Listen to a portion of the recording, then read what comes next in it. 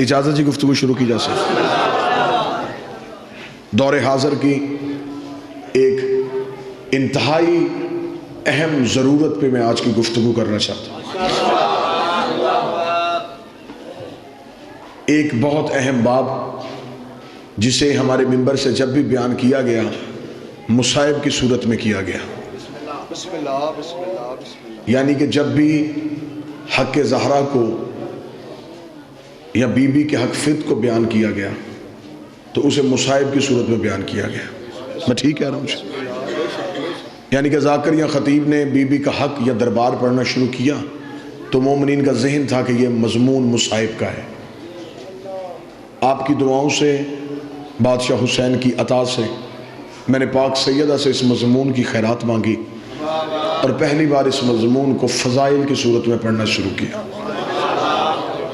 میں موضوع سے قبل آپ احباب کے سامنے سے گزارش کروں گا، میں پاک بی بی کی وکالت کا حق میں ادا تو نہیں کر سکتا، میری اتنی اوقات ہی نہیں کہ اتنے بڑے گھر کی وکالت کی جا سکے، لیکن میں اس مقدمے پہ ایسے ہی بحث کروں گا جیسے کہ حلالی وکیل اپنے مقدمے پہ بحث کرتا ہے۔ اور میں گزارش کروں گا اگر کوئی اہل سنت میرے بھائی گفتگو کو سن رہے ہوں، جتنی دیر میں ممبر پہ گفتگو کروں ایک لمحے کے لیے اپنے آپ کو سنی بنا کے نہیں، شیعہ بنا کے نہیں، ایک مسلمان بنا کے میں جس کا کلمہ پڑھتے ہوں اس کی بیٹی کا حق آپ کے سامنے پڑھنے لگا۔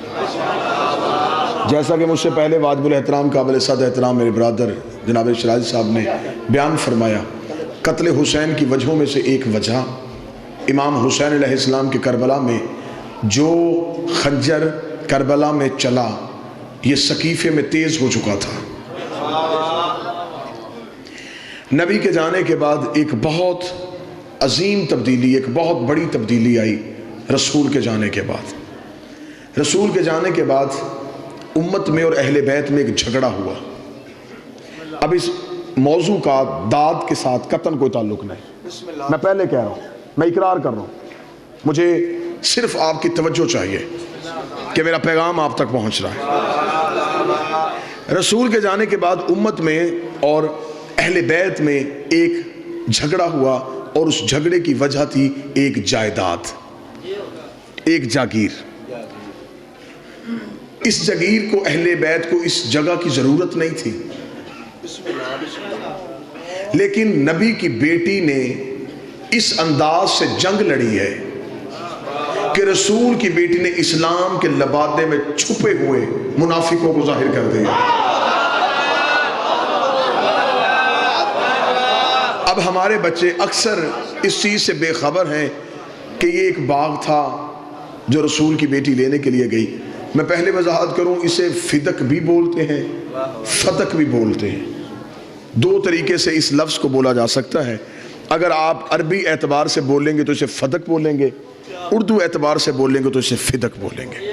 یہ فدق ایک باغ نہیں، اس کے اندر 7 باغات تھے، یہ ایک جگیر تھی، اس کے اندر 7 باغات تھے جس کے نام تاریخوں میں موجود ہیں۔ 40 لاکھ دینار سالانہ آمدنی آتی تھی رسول کو اس جگیر سے۔ اب اگلا سوال یہ کہ یہ جگیر رسول کو ملی کہاں سے؟ میں نے پہلے کہا ہے کہ میں بالکل اس مقدمے کی آپ کے سامنے بیک گراؤنڈ پڑھنے لگا ہوں، پس منظر پڑھوں گا تو پھر میں اس مقدمے بحث کر سکوں گا، کیونکہ اب پرانے کیس کھلنے شروع ہو گئے ہیں، پرانے مقدمے عدالتوں کی ٹیبل پہ پڑے ہوئے ہیں، اور یہ مقدمہ بھی کھلے گا جب زہرا کا بیٹا آئے گا، اس مقدمے کا فیصلہ ہوگا۔ اب 40 لاکھ دینار سالانہ آمدن آتی تھی، یہ جگیر رسول کو، توجہ ہے، یہ جگیر رسول کو ملی کہاں سے؟ یہ خیبر کے یہودیوں کی ملکیت تھی۔ پھر توجہ، یہ جگیر فتق خیبر کے یہودیوں کی ملکیت تھی۔ جب رسول نے علی کے ذریعے سے خیبر کو فتح کیا، قلعہ کموش پہ اسلام کا پرچم سر بلند کیا، مجھے اس ممبر کی عزت قسم میں باوضو ہوں، 2 سال کی محنت ہے اس 1 گھنٹے کے مضمون پہ۔ رسول نے جب قلعہ قابوس پہ اسلام کے پرچم کو بلند کیا تو خیبر کے یہودیوں نے اپنی شکست کا بدلہ لینے کے لیے جب بھی اس جگیر سے کوئی تجارت کے قافلے گزرتے یہ ان قافلوں کو روک مسلمانوں کو علیحدہ کرتے، پہچان کے مسلمانوں کو قتل کرتے۔ قافلے لوٹ کے قتل کرنا کافروں کی پرانی عادت ہے۔ قافلے روک کے پہچان کر کر کے مارنا، یہ خیبر کے کافروں سے چلا۔ یہ ان میں سے اس تجارت کے قافلے میں سے مسلمانوں کو نکالتے، جو جو مسلمان ہوتا اسے قتل کر دیتے۔ خبر مدینے پہنچتی گئی کہ خیبر کے یہودی اس شکست کا بدلہ لینے کے لیے وہاں پر مسلمانوں کو قتل عام کر رہے۔ دوسری بار خیبر میں رسول نے پھر علی کو بھیجا۔ مولا علی خیبر میں ایک بار نہیں، علی 2 بار آئے۔ جب دوسری بار مولا علی آئے تو مولا علی نے خیبر میں پہنچتے ہی یہودیوں کے عمائدین کو، عمرہ کو، ان کے علماء کو اکٹھا کیا۔ اکٹھا کر کے مولا علی نے خطبہ دیا۔ علی فرمایا دیکھو، اگر تو تم مرہب کے قتل کا بدلہ مسلمانوں کے قتل سے لے رہے ہو، میں علی آج تمہارے سامنے اس لیے آیا ہوں کہ مرہب کو مارا ہے میں نے، اگر بدلہ لینا ہے تو مجھ سے لو۔ اگر تم جنگ کرنا چاہتے ہو تو یہ سوچ کے آنا کہ ہاتھ بھی وہی ہے،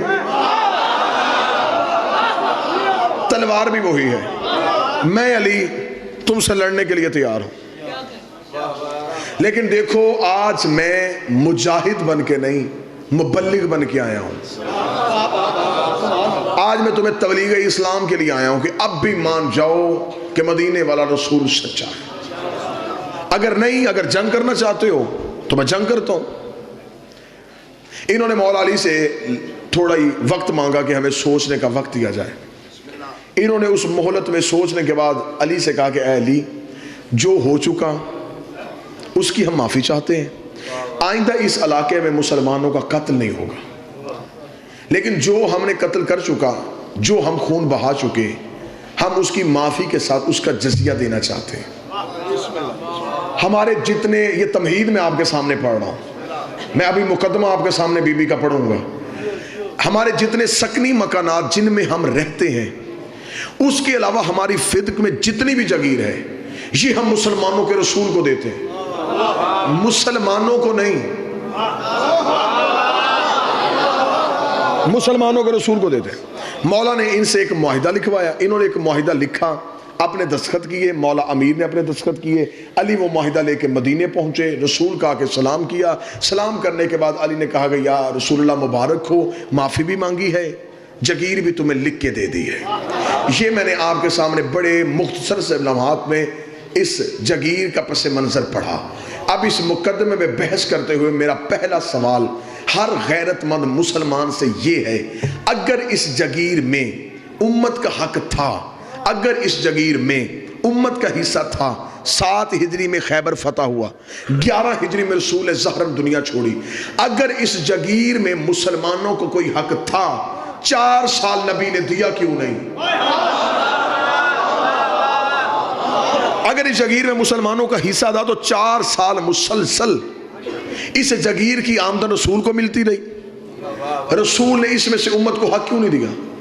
اگر آپ نہیں سمجھ سکے تو یہ نبی وہ ہے کہ بحرین سے مال خراج آیا، اہل سنت کتابوں میں لکھا جب بحرین سے مال خراج آیا، صحابہ نے اونٹ مسجد نبی کے باہر کھڑے کیے، رسول سے کہا یا رسول اللہ بحرین سے مال خراج آیا، رسول نے کہا چراغ روشن کرو اور مجھے وہ فرشتے دو جس میں بیواؤں، مستحقین اور یتیموں کے نام ہیں۔ چراغ روشن کیا گیا، رسول نے صحابہ سے کہا وہ بوری اٹھا اس بیوہ کے گھر چھوڑ کیا، وہ بوری اٹھا اس غریب کے گھر چھوڑ کیا، وہ بوری اٹھا اس یتیم کے گھر چھوڑ کیا۔ صحابہ نے کہا یا رسول اللہ رات آدھی ہو چکی ہے، سنی کتاب میں لکھا ہے، صحابہ نے کہا یا رسول اللہ رات آدھی ہو چکی، اگر آپ حکم فرمائیں صبح اذان کے بعد، نماز کے بعد جب سورج طلوع ہو جائے گا آپ جہاں چاہیں گے ہم پہنچا دیں گے۔ رسول نے کہا تم میں سے کوئی ایک صحابی بھی ایسا ہے جو اس بات کی ضمانت دے کہ کل تک محمد زندہ رہے گا، کل تک محمد زندہ رہے گا؟ انہیں ہاتھ جوڑ کے یا رسول اللہ آپ نے خود ہی تو کہا ہے کہ ایک لقمہ کھاؤ تو اتنا بھی یقین نہ کرو یہ حلق سے نیچے اترے گا بھی نہیں اترے گا۔ رسول نے کہا تم میری ایک رات کی ضمانت نہیں دیتے، میں اتنے غریبوں کا حق اپنی گردن پہ رکھ کے کیسے سو سکتا ہوں؟ تم میری ایک رات کی ضمانت نہیں دیتے۔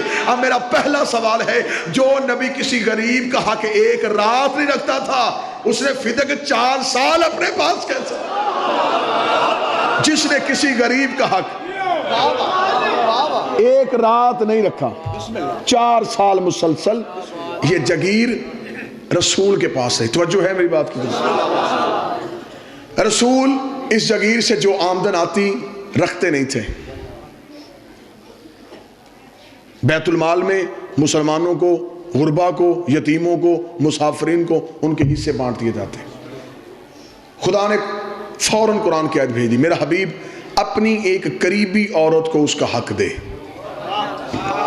میں ویڈیو کیمرے کی موجودگی میں تفسیر در منصور، تفسیر کبیر، تفسیر روح المعانی تینوں تفاسیر اہل سنت کی ہیں. جب یہ آیت آئی تینوں تفاسیر میں لکھا ہے کہ رسول نے فاطمہ کو بلایا اور یہ فدق فاطمہ کو لکھ کے دے دیا، اگر کوئی اور بیٹی ہوتی جگیر سے حصہ ملتا. یہ جگیر منتقل ہو گئی بی بی کے نام. توجہ ہے؟ بی بی کے نام جب یہ جگیر منتقل ہو گئی، شریف باپ کی شریف بیٹی نے جیسے باپ تقسیم کرتے تھے ویسے ہی میری مخدومہ نے اس مال کو تقسیم کرنا شروع کیا. نبی کے جانے کے بعد جب حکومت پہ قبضہ ہوا، منبر علی کے پاس تھا، قبضہ حکومت پہ ہوا تھا. جب تخت پہ قبضہ ہوا، اب یہ بیٹھ تو گئے، بیٹھ کے اب بادشاہ یا حاکم بننا اتنا آسان کام نہیں تھا. حکومت چلانا ایک اہم ذمہ داری تھی. صرف تخت پہ بیٹھنا ہی کام نہیں تھا، وہاں بیٹھ کے فوجیوں کی تنخواہیں، لشکروں کے خرچے، بیت المال میں خزانہ ہونا چاہیے، آپ نے جن کے وظائف مقرر کیے ہیں ان کو وظیفے ملنے چاہیے. یہ سارا کچھ کرنا اس دور کے حاکم کی ذمہ داری تھی. اب یہ بیٹھ تو گئے لیکن یہ سارا سسٹم چلانا ان کے لیے مشکل ہو گیا. انہوں نے کہا یہ سارا سسٹم ہم کیسے چلائیں گے، ہم یہ تنخواہیں کہاں سے دیں گے، ہم یہ وظائف کہاں سے دیں گے. دوسرے ملکوں سے سفیر آتے ہیں، ان کی رہائش کے بندوبست کرنے ہوتے ہیں، دوسرے ملکوں میں تبلیغ اسلام کے لیے اپنے وفد بھیجنے پڑتے ہیں. یہ سارا سلسلہ کہاں سے چلے گا؟ اب ذاتی لینڈ لارڈ تو تھے نہیں کہ گھر سے لا کے دین پہ خرچ کرتے. اب انہوں نے سوچا کہ کریں کیا. مشورہ یہ طے پایا کہ پہلے یہ دیکھیں کہ رسول یہ خرچہ کہاں سے کرتے تھے، یہ سارے سلسلے رسول کہاں سے چلاتے تھے. تو قریب بیٹھنے والوں نے یہ مخبری کی کہ رسول کی ایک جگیر ہے خیبر میں، یہودیوں کی وہ جگیر تھی جو انہوں نے رسول کو دے دی تھی. وہاں سے 40 لاکھ دینار آتے ہیں. وہاں پر کھجوروں کے باغ بھی تھے، 7 باغات تھے وہاں کھجوروں کے، اور اس دور میں سب سے بڑا بزنس کھجوروں کے باغ کا ہوتا تھا. یعنی کہ یہ عرب میں ایسا کاروبار تھا جس کی ہم نقصان کا کوئی خطرہ نہیں تھا. ٹھیک ہے جی. انہوں نے فوراً اپنے عامل، اپنے سپاہی وہاں پہ بھیجے. وہاں پر بھیج کے انہوں نے بی بی کے عاملوں کو وہاں سے اٹھا دیا اور اس جگیر پہ قبضہ کر لیا. جی خیبر میں. جو آج بھی وہ باغ کی، کیونکہ اب انہوں نے زیارت وہ بند کر دی ہے، اب وہاں جانے سعودی عرب کی گورنمنٹ نہیں دیتی. یہ مدینے سے آپ تھوڑا باہر نکلیں گے تو اس وقت 65 یا 70 کلومیٹر کے فاصلے پہ یہ جگیر ہے. اب جب بی بی کے عامل واپس آ گئے تو بی بی کے عاملوں نے واپس آ کے کہا کہ بی بی انہوں نے ہمیں وہاں سے اٹھا دیا، حکومت نے قبضہ کر لیا. اب یہ دیکھیں، اب میں پڑھنے لگا ہوں بی بی کا مقدمہ. صداد سے اجازت لے کے میں مخدومہ کا حق پڑھنے لگا ہوں. جب آ کے عاملوں نے اطلاع دی، جناب فضہ روایت کرتی ہیں کہ اس دن بی بی مکنا اوڑھ رہی تھی، چادر اوڑھ رہی تھی، اور اپنے منہ میں بی بی زبان سے آہستہ دھیمے لہجے میں کہہ رہی تھی، ہوشیار ہو جا، اب تیرے مقابلے پہ بطول آ رہی ہے. اور میں انتہائی ذمہ داری کے ساتھ ایک ایک لفظ ادا کر رہا ہوں. میں نے کہا 2 سال کی محنت ہے اس مضمون پہ، ایک ایک لفظ کی ذمہ داری ہے. جس دن بی بی دربار میں گئی ہیں حق لینے کے لیے، اس دن بی بی کے 2 دروازے تھے مسجد میں. ایک وہ جو گھر کے اندر سے مسجد میں کھلتا تھا، جو رسول نے سارے صحابہ کے بند کروائے تھے لیکن علی کا بند نہیں کروایا تھا، یہ وہ دروازہ. ایک دروازہ وہ ہے جو مرکزی گیٹ ہے مسجد کا. جس دن بی بی دربار میں آئی ہیں اس دن بی بی حجرے والے دروازے سے نہیں آئیں، جبکہ ہمیشہ بی بی رسول کے دور میں بھی جب بھی مسجد میں آتی تھی تو حجرے والے دروازے سے آتی تھی. آج بی بی حجرے والے دروازے سے نہیں، آج مرکزی دروازے سے آئیں. حجرے والے دروازے سے میری مخدومہ اس لیے نہیں آئی کہ اگر حجرے والے دروازے سے آتی کل کو کوئی مسلمان یہ کہہ سکتا تھا کہ ہمیں تو پتہ ہی نہیں زہرا کب دربار میں آئی اور کب دربار سے چلی گئی. اس دن بی بی آئی ہے مرکزی دروازے سے, پہنچ گئی رسول کی بیٹی دربار میں. حاکم بیٹھا تھا تخت میں. میرا پہلا سوال ہے ہر غیرت مند مسلمان سے, آج بھی شرعی عدالت میں چلے جاؤ, پاکستان کی سپریم کورٹ میں شرعی عدالتوں میں جا کے آج بھی قوانین شرعیہ اٹھا کے دیکھو, آج بھی پاکستان کے قانون کے مطابق اگر فیصلہ کیا جائے زہرا پھر بھی جیت رہی ہے. آج پاکستان کے قوانین شرعیہ کے مطابق فیصلہ کیا جائے. میں سمجھا کے بات کروں گا, میں نے پہلے کہا تھا داد نہیں دینی, صرف سوچنا ہے اور توجہ فرمانی ہے. قوانین شرعی میں لکھا ہوا ہے کہ اگر کسی جگیر پہ قبضہ کرنے کے لیے مسلمان مجاہدین کا خون اور پسینہ بہے اور وہ جگیر مسلمان لے لیں, اس جگیر میں ہوتے ہیں 5 حصے. 4 ہوتے ہیں ان مجاہدین کے جنہوں نے جنگ کی, 5واں ہوتا ہے رسول کا. لیکن اگر کسی جگیر پہ قبضہ کرنے کے لیے نہ کسی کا خون بہاؤ نہ پسینہ, وہ صرف اسلام کو اسلام کے روب کی وجہ سے مل جائے, اسے کہتے ہیں مال فی. اس میں امت کا حق نہیں ہوتا, وہ صرف رسول کا حق ہوتا. اب اگر اس جگیر پہ کسی نے گھوڑا دوڑایا ہے پھر ہے اس میں امت کا حق. دوسرا سوال, آج بھی پاکستان کی عدالتیں اس بات کی تائید فرمائیں گی سب سے بڑا بدنما دھبا جو آج تک اسلام کے چہرے پہ ہے جسے کوئی بھی مورخ نہیں مٹا سکا, کتنا بڑا ظلم ہوا تاریخ اسلام پہ, جس کے خلاف مقدمہ تھا وہی جج تھا.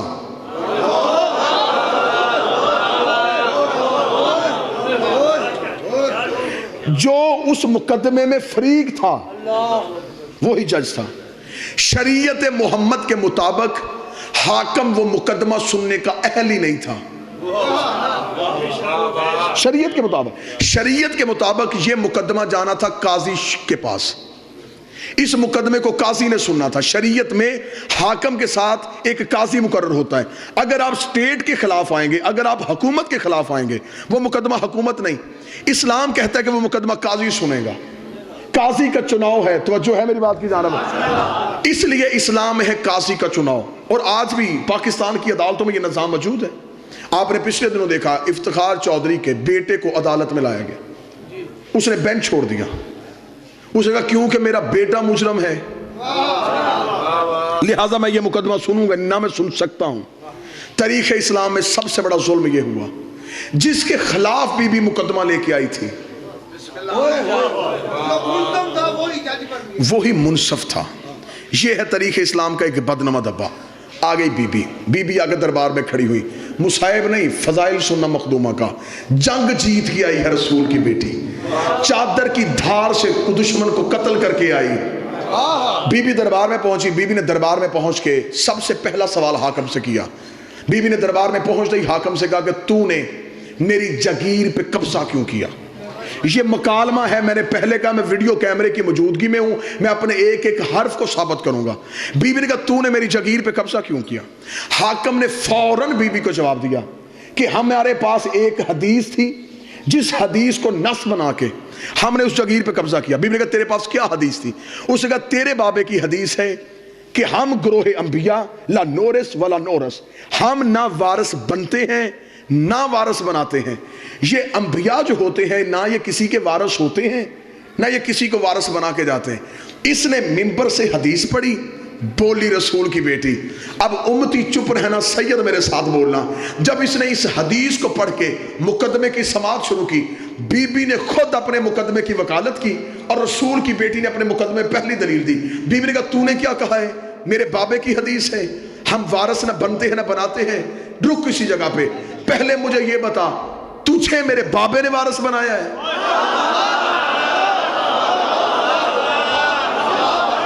پہلے تو مجھے یہ بتا کہ تو جو وارث بنا ہے کیا تجھے میرے بابے نے بنایا ہے؟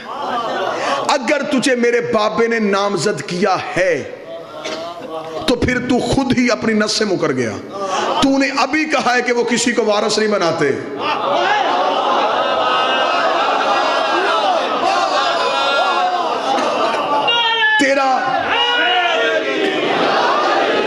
میرا نامزد ہونا غلط.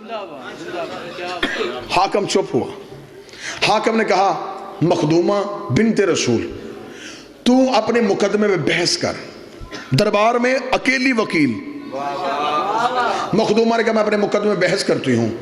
اس نے کہا تیرے پاس ثبوت. بیوی نے کہا میرے پاس ثبوت ہے. ثبوت پیش کیا جائے.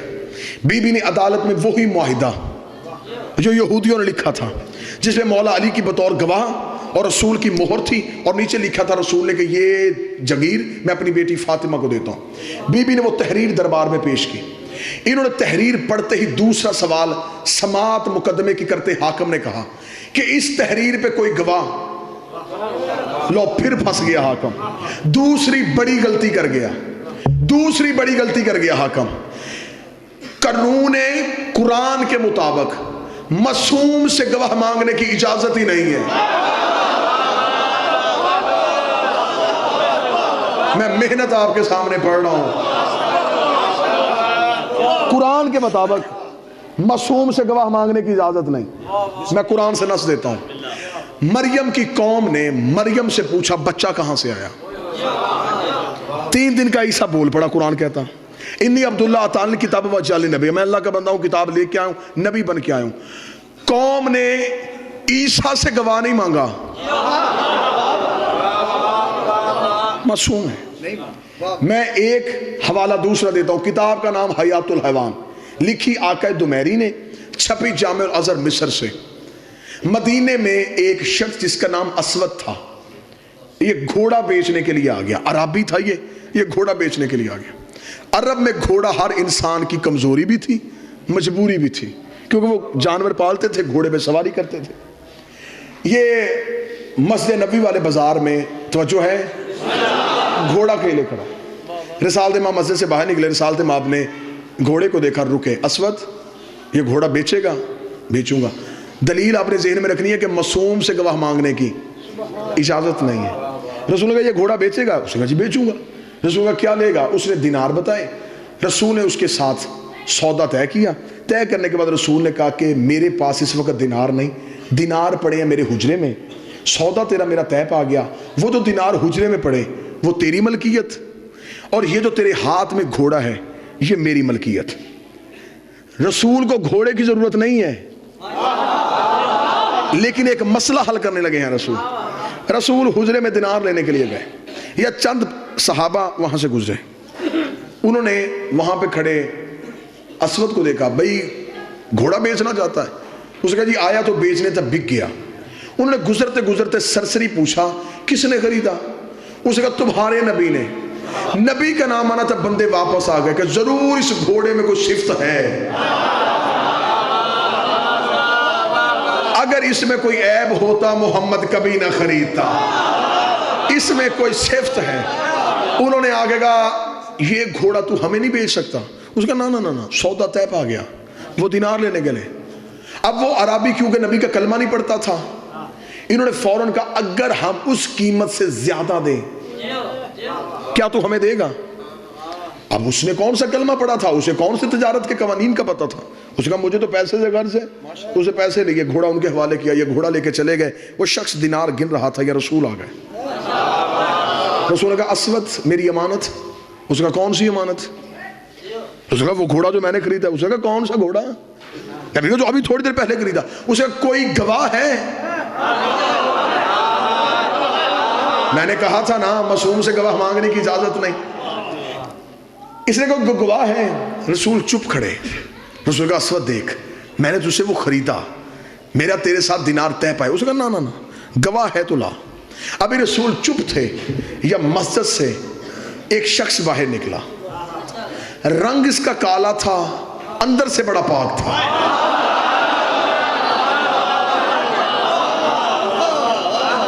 یہاں اس کے ولایت علی کا نور تھا. آ کے بلال نبی کے قدموں پہ, سردار آپ کیوں بازار میں رکے ہیں؟ بلال میں گزر رہا تھا, میں نے اس کے ساتھ اس سواری کا سودا کیا, میں دینار لینے گیا, اسے کسی اور کے ہاتھ بھیج دی. جب اتنا جملہ کہا بلال نے کہا کیوں تو نے ایسا کیوں کیا؟ اس نے کہا تیرے نبی کے پاس گواہ کوئی نہیں, کوئی گواہ نہیں ہے کہ میں نے اس کے ساتھ سودا کیا. بلال نے ایک لمحہ سوچے بغیر کہا میں گواہی دیتا ہوں۔ اب بھلوال والوں داد نہ دینا، دعا دینا تو تمہارا حق بنتا ہے۔ جب بلال نے کہا میں گواہی دیتا ہوں کہ گھوڑا میرے نبی نے خریدا ہے، اسود نے دیکھ کے کہا عبداللہ کا بیٹا میں نے تیرے کلمہ نہیں پڑھا، تیری عدالت کے میں نے قصے سنے ہیں، تیری صداقت کے میں نے منظر سنے ہیں، مجھے پتا ہے تو بات سچی کرتا ہے، فیصلہ حق پہ کرتا ہے، مجھے بول کے بتا جب تیرا اور میرا سودا ہو رہا تھا یہ تیرا حبشی غلام تو تھا ہی نہیں، اس نے گواہی کیسے دے دی؟ رسول نے اپنا چہرہ بلال کی طرف کہا بلال یہ بات تو سچ ہے، جب میرا اس کے ساتھ سودا ہوا تو تھا ہی نہیں، تو نے کیسے گواہی دی؟ بلال نے دونوں ہاتھ نبی کے قدموں پہ رکھ کے کہا تو نے کہا اللہ ہے میں نے دیکھا،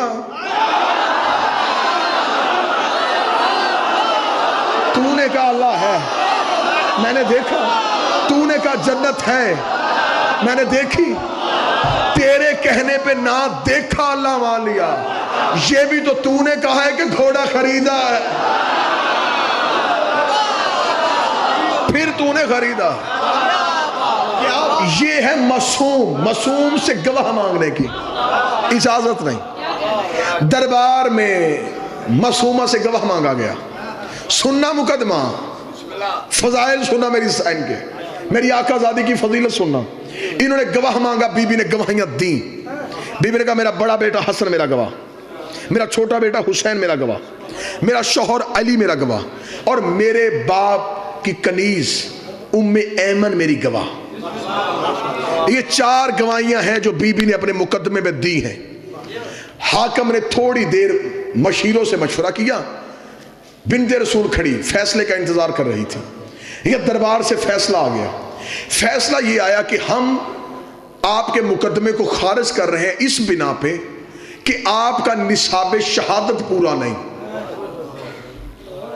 بی بی نے کہا میرا نصاب شہادت کیوں نہیں پورا؟ انہوں نے کہا اس لیے کہ آپ نے جو 4 گواہیاں دی ہیں ان میں پہلی گواہی ہے آپ کے شوہر علی کی، علی بحیثیت شوہر اس جگیر میں حصے دار ہے، لہٰذا یہ مالک ہے، اس کی گواہی نہیں۔ حسن حسین ہے بیٹے ہونے کی وجہ سے ان کا بھی اس جگیر میں حصہ ہے، لہٰذا ان کی گواہی بھی نہیں۔ چوتھی بچ گئی ایک گواہ ام ایمن، اور تیرے بابا کی حدیث ہے کہ اگر مرد ایک ہو عورتیں 2 ہونی چاہیے، اس کے ساتھ دوسری عورت نہیں، لہٰذا نصاب شہادت مکمل نہ ہونے کی وجہ سے ہم تیرے مقدمے کو خارج کرتے ہیں۔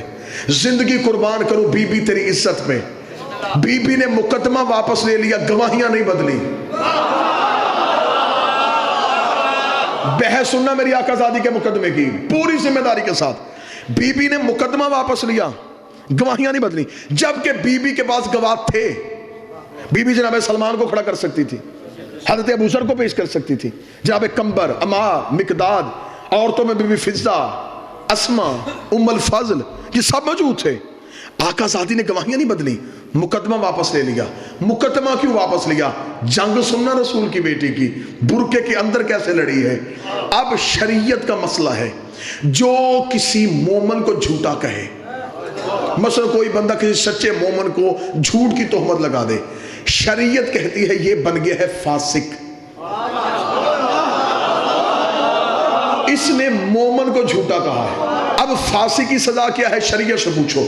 فاسق کی سزا یہ ہے کہ فاسق نماز پڑھا نہیں سکتا، پڑھ سکتا ہے، فاسق چاند کی شہادت نہیں دے سکتا، فاسق نکاح میں بطور گواہ نہیں بیٹھ سکتا، فاسق طلاق میں بطور گواہ نہیں بیٹھ سکتا، فاسق کسی بھی شرعی عدالت کا قاضی نہیں ہو سکتا۔ یہ ہے فاسق کی سزائیں۔ اگر کوئی کسی مومن کو جھوٹا کہے وہ بنتا ہے فاسق۔ قرآن ممبر پہ لے آؤ، میں زہرا کی وکالت گھڑے میں منہ دے کے نہیں، لاؤڈ سپیکر پہ کر رہا ہوں، یہاں جان تلی پہ رکھ کے، اور اس سانس پہ لعنت کرتا ہوں جس سانس میں 14 کی وکالت نہ ہو۔ جو کسی مومن کو جھوٹا کہے وہ فاسق بنتا ہے، اور جو معاذ اللہ ثم معاذ اللہ قرآن کو جھوٹا کہے شریعت کے مطابق وہ فاسق نہیں، وہ بنتا ہے کافر۔ اور کافر کی سزا یہ ہے، کافر نہ پڑھ سکتا ہے نہ پڑھا سکتا ہے، فاسق کی سزا یہ ہے پڑھ سکتا ہے، کافر کچھ بھی نہیں کر سکتا، کافر دائرہ اسلام سے خارج ہو جاتا ہے۔ نبی کی بیٹی نے مقدمہ واپس لیا، گواہیاں نہیں بدلی۔ رسول کی بیٹی نے کہا میں نے گواہیاں نہیں بدلی، تو یہ فیصلہ کر اور طریق کا حصہ بنا تاکہ میں چہرے سے نقاب اتاروں۔ تو نے علی کی گواہی کو جھٹلایا، علی ہے قرآن، رسول نے کہا قرآن و علی و علی مال قرآن۔ تو نے حسن کو جھٹلایا، حسن قرآن ہے۔ تو نے حسین کو جھٹلایا، حسین قرآن ہے۔ بی بی نے کہا میں تجھے دربار میں فاسق نہیں کرنے آئی، کافر کرنے آئی۔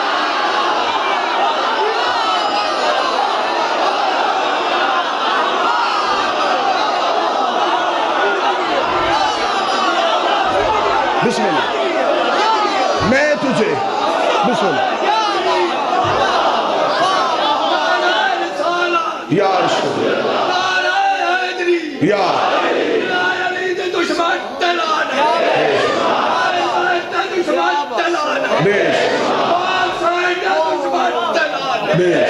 بسم اللہ، میں تجھے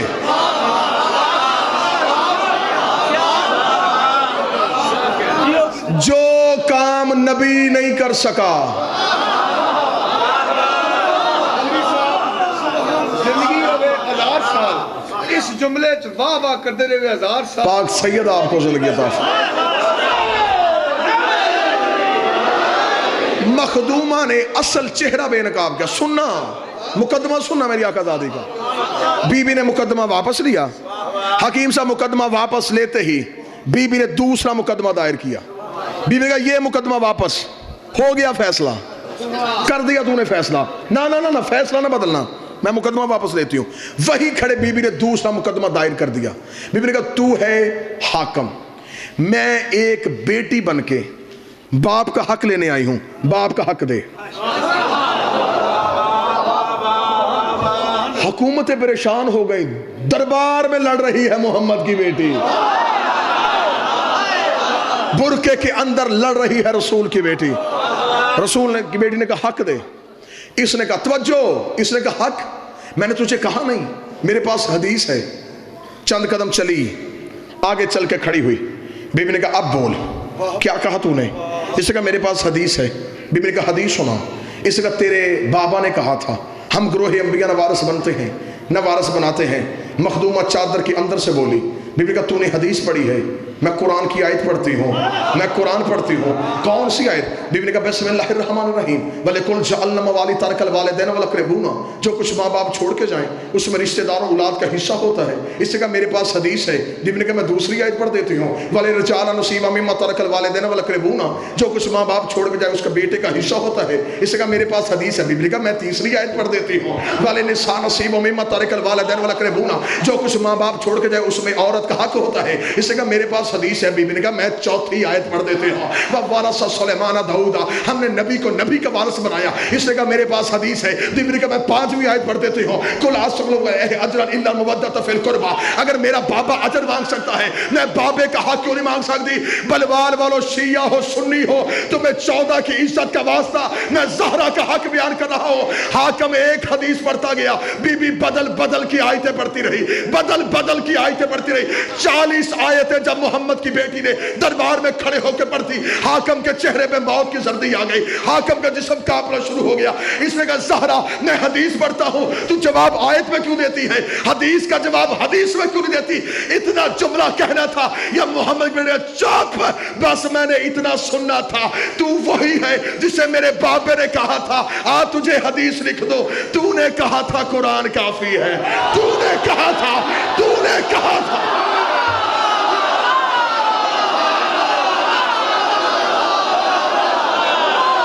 تو نے کہا تھا،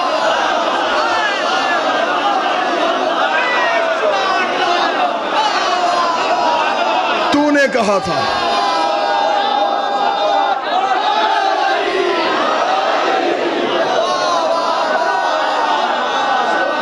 تجھے میرے بابے نے کہا تھا، بسم اللہ، تجھے میرے بابے نے کہا تھا میں تجھے حدیث لکھ، تو نے کہا تھا قرآن کافی۔ آج میں قرآن پڑھتی ہوں برداشت کیوں نہیں کرتا؟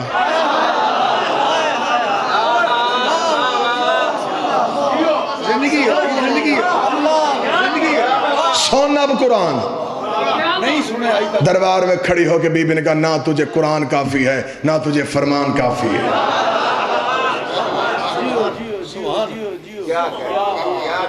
ہار کے نہیں جیت کے آئی ہے, منوا کے آئی ہے. جو کام جنگ میں نہیں ہو سکتا تھا منافق کے چہرے سے پردے ہٹا کے آئی ہے. زندگی اسے دینی ہے جس سے لی تھی. ہر چیز پہ سمجھوتا کر لینا یہ میرے بدے ہاتھ ہیں, کل کا ایک دن رہ گیا ہے, پھر زندگی آنے دے یا نہ آنے دے, یہ میرے بدے ہاتھ ہیں. زہرا کے دشمن پہ کبھی سمجھوتا نہ کرنا. مولا فرماتے ہیں جو ہماری دادی کے دشمن پہ سوچ کے لعنت کرتا ہے ہم 14 اس پہ لعنت کرتے ہیں.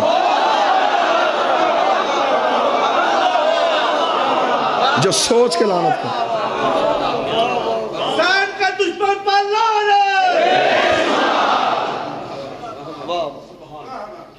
آج بھی جو بندہ نیا شیعہ ہو سر پہ قرآن رکھ کے پوچھو وہ خیبر پڑھ کے شیعہ نہیں ہوا, وہ خندق پڑھ کے شیعہ نہیں ہوتا, اسے شیعہ کرتا ہے رسول کی بیٹی کا. 13 معصوموں کی محنت ایک طرف, اکیلی زہرا کا دربار جانا ایک طرف. جو بھی بندہ شیعہ ہونا چاہے اسے منواتا ہے صرف حق زہرا. میں نے اکثر نئے شیعہ ہوئے بندوں سے پوچھا کیوں شیعہ ہوئے, وہ کہتے ہیں شیعہ کر گیا ہمیں رسول کی بیٹی کا حق. آج بھی سچ اور جھوٹ کی پہچان ہی حق زہرا سے ہوتی ہے. قبلہ مبلغ اعظم مولا اسماعیل کہا کرتے تھے شیعو اپنے بچوں کو 2 چیزیں رٹا دو, ایک غدیر اور ایک فدق. یہ رٹا دو اپنے بچوں کو, گھر گھر میں مناظر پیدا ہو جائے گا اگر یہ چیزیں اپنے بچوں کو یاد کروا دو گے. مبلغ اعظم قبلہ مولانا اسماعیل صاحب نے یہ پنڈی بھٹیا کے قریب مناظرہ تھا. بسم اللہ جی. نعرہ تکبیر, نعرہ رسالت, نعرہ حیدری, حسینیت زندہ حسینیت زندہ یزیدیت مردہ یزیدیت مردہ. بات مقدمت سلوات. اللہم صلی علی محمد. قبلہ مبلغ اعظم پنڈی بھٹیا کے قریب مناظرہ کرنے ہیں. مناظرے کا جج ایک اہل سنت زمیندار تھا, نام اس کا چودھری عاشق تھا. قبلہ مبلغ اعظم بی بی کی حق میں بحث کرتے رہے, مناظرہ ہوتا رہا. دوپہر کا وقت ہوا, طے یہ پایا کہ پہلے نماز ادا کی جائے, نماز کے بعد پھر مناظرہ ہوگا. اس چک کا مولوی جو قبلہ مبلغ اعظم سے مناظرہ کر رہا تھا, نام بھی قبلہ مبلغ اعظم کی کتاب اس کا لکھا ہے, مولانا نور محمد اس کا نام تھا. یہ نماز پڑھانے کے لیے مسجد میں گیا, اہل سنت جتنے تھے اس کے پیچھے نماز پڑھنے کے لیے کھڑے ہو گئے. وہ جو چودھری عاشق, وہ کتاب اس نے کوئی بھی نہیں پڑھی تھی, لیکن عقل کتابوں کی میراث نہیں ہوتی, دانش مندی جو ہے یہ ڈگریوں سے نہیں ملتی. چودھری عاشق مولوی کے پیچھے نماز پڑھنی شروع کی. نماز ختم ہوئی, اسے نمازیوں سے کہا مسجد سے باہر جاؤ, میں نے مولوی صاحب سے اکیلے کوئی بات کرنی ہے. سارے نمازی مسجد سے گئے, اس نے مسجد کی دروازے کی کنڈی لگائی, مولوی صاحب کے سامنے آ کے بیٹھ گیا.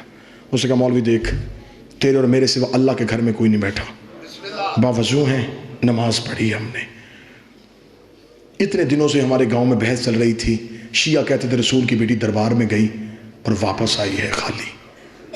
تم کہتے تھے نہیں یہ شیعہ غلط کہتے ہیں. انہوں نے بلا لیا اپنا مولوی, وہ بیٹھا ہے باہر کتابیں لے کے.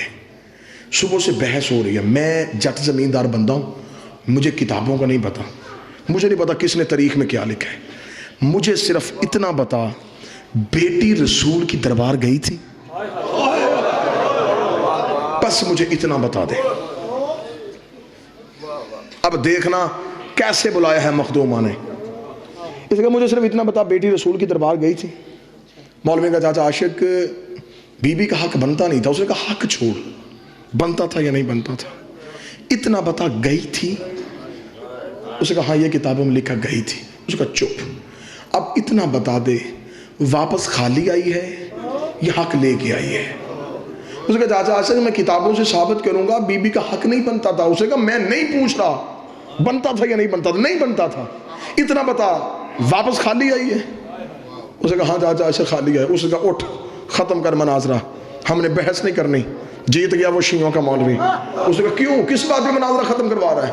उसने कहा मौलवी महराब में बैठा है, सर पे कुरान रख के बता मैं मर जाऊं, मेरे मरने के बाद मेरी बेटी किसी कम्मी के दरवाजे पे चली जाए, जाके कहा मैं चौधरी आशिक की बेटी हूँ, मुझे फ़लाँ चीज़ की ज़रूरत है, बताओ उसका बनता है? क्या लगा नहीं बनता, दोगे या नहीं दोगे? क्या लगे कैसे नहीं देंगे, बेटी जो तेरी। उसने कहा शर्म नहीं आती, मेरी बेटी का हया करते हो, मोहम्मद की बेटी का किसी ने,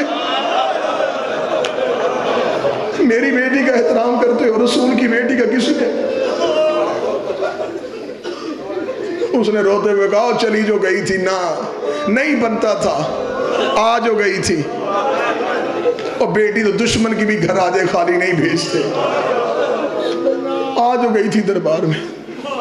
इतना कहने के बाद चौधरी आशिक मस्जिद से निकला जहां मुबल्लिग आज़म बैठा था, हाथ जोड़ गया था मुबल्लिग आज़म, और मौलवी इस्माइल पढ़ा कलमा, मिल गई मुझे हिदायत।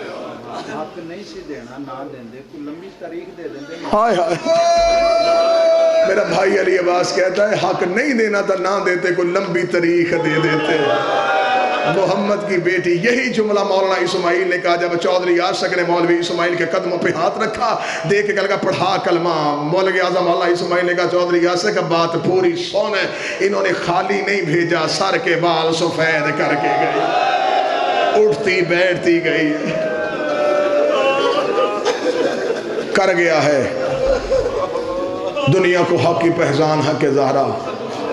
दो जुमले सुना मुसाइब के, रोने की रातें हैं, कल की एक रात है, कल की रात शहीदों की रात है, अगली रात गरीबों की रात है।